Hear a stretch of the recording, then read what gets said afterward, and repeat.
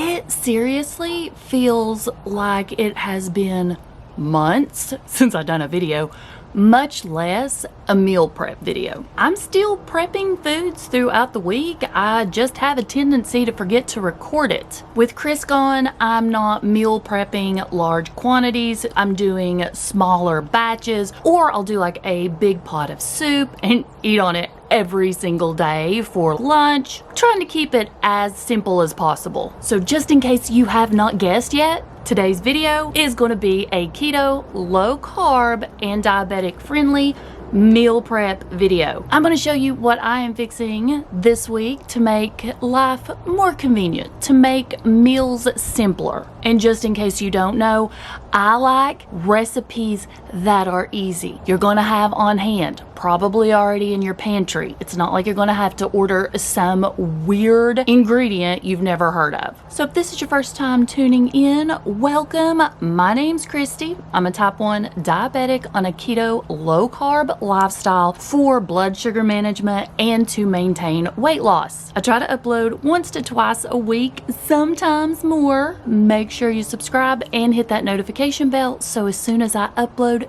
you'll be notified. While you're over here though, make sure you go down in the description box and just look around. You're going to find discount codes, some of my favorite keto items that have helped me along my journey. Anything mentioned, maybe a recipe. Everything will be down there for you, making it easier on you. Let's head into the kitchen and do today's meal prep. My plan this week is to be prepared. So I do want to make something that I can have for breakfast, a food item that can double as lunch or dinner, at least one side, and then something for dessert or snack. I'm going to look in the fridge and see what I can come up with.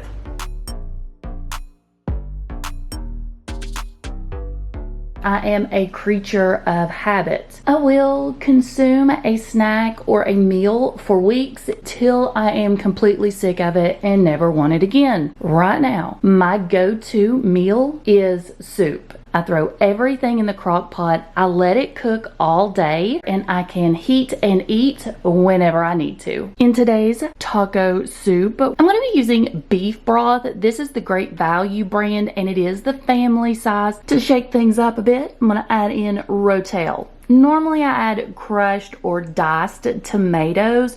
This is the mild rotel. It's just diced tomatoes and green chilies. These two items pretty much vary every single time I make this soup. This gives it a little bit of a different flavor so I don't get burnt out as fast. If you're like me and you like spicy, you want to add in some deli sliced jalapeno peppers. You can even add in some fresh jalapenos. The reason I like to add in the deli sliced hot jalapeno peppers, these are the ones I pick up at Aldi, is because they're in juice. I'm gonna add about half of this jar and I'm gonna add at least half of the liquid. This kicks it up a notch and gives it tons of spice. I switch up the flavorings every single time I make it too. This time I'm adding in the Flavor God Taco Tuesday and some of the sriracha, pink salt, and some chili powder. If you have not tried Flavor God's seasonings, you need to. These are huge containers. They're linked below with the discount code. They're not expensive. They're keto and low carb. You need them in your life. I think I have every one. Meat I'm adding in Sam's Club rotisserie chicken. I try to pick up one of these every single week because where else can you get a whole chicken for only $4.98? Yes, I know. You can also get it at Costco, but I don't have one. Talk about budget friendly. The Sam's Club and the Costco rotisserie chickens are the way to go. I'm going to go ahead and cover this up after I give it a really good stir, and I'm going to cook this on high pretty much all day. Multiple hours later, this is me in the future and this is my taco soup. I'm gonna give it a stir. I want you to see how all of the flavors look like they have blended together. Once you put this in a bowl and add your toppings, you are in for a treat, and it's so easy to make one of these quick soups.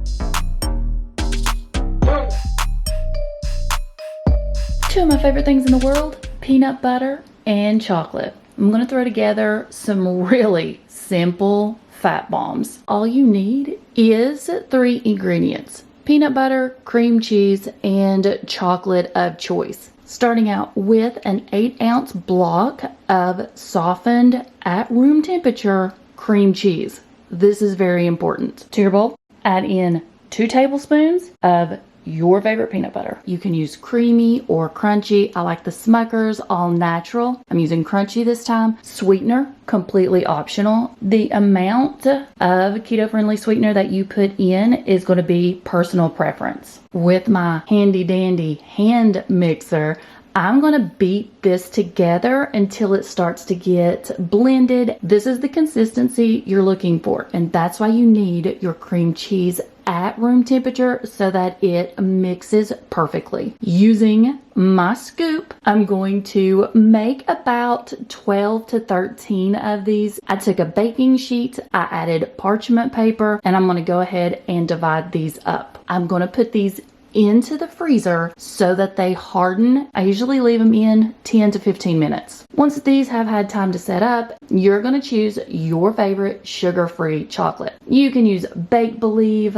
Lily's, Chalk Zero. You can even skip this step. It is not necessary. Today I'm going to be using the Lily's semi-sweet baking chips. I'm going to put about a tablespoon or 2 in a glass bowl. I'm going to put them in the microwave for about 15 seconds, take them out, stir them, put them back in the microwave for about another 10-15 seconds, and stir those. I think I've used every flavor combo known to man. You can use white chocolate, dark chocolate. You can use the peanut butter chips that Chalk Zero have. Make them different every single time. Don't forget about the Chalk Zero discount code that's in that description box. They're another company that always has a sale, and you can combine my discount code with them so that you can save even more. But today, just gonna drizzle some over the tops of these. Once that's done, stick them back in the freezer so that it gives that chocolate time to set up. You can throw them in a baggie and leave them in the freezer, or if you're going to put them in the refrigerator because you want a softer consistency, you may want to put them in a plastic or a glass dish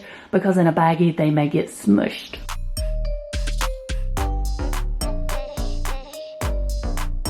At Briley's request, I am making deviled eggs to have on hand as a quick side. She is a picky eater, so I keep these simple and use minimal ingredients. No measurements, just took the yolk, mayo, mustard, pink salt, mix that all together, store them in the fridge, and then you have a really quick side or snack anytime you need it through the week. One of my all-time favorite recipes that I ever came up with is my sausage ball recipe. If you've never made them, you don't know what you're missing. Pause it right here, copy this down, screenshot it, but I will link the video in the description box for you if you want a step-by-step tutorial. My family prefers this recipe over a traditional sausage ball recipe. This is everything you're going to need. I do want to mention a few things.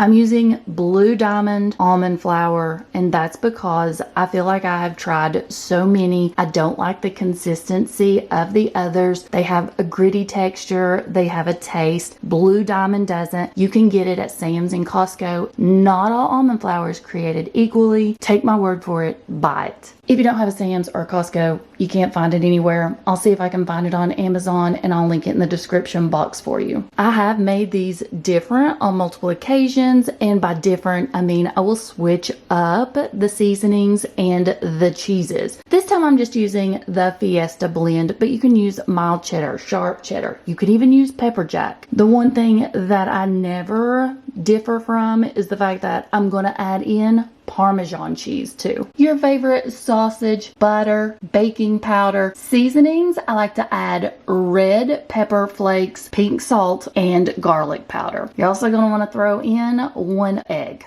All of that in a massive bowl. I'm going to put on my gloves because I don't like to touch raw meat, and I'm going to roll these into bite-sized balls. These are just a little smaller than a golf ball, and this is the size that my family prefers. You can make them larger if you want to. Just know you're going to have to cook them a little longer. Into the oven for about 25 minutes. Again, that is going to vary depending on the size that you make your sausage balls. The temperature needs to be at 350 degrees. Once they come out of the oven, I go ahead and lay these on a paper towel to soak up some of the grease. Once they've cooled, I put them in an airtight container into the refrigerator.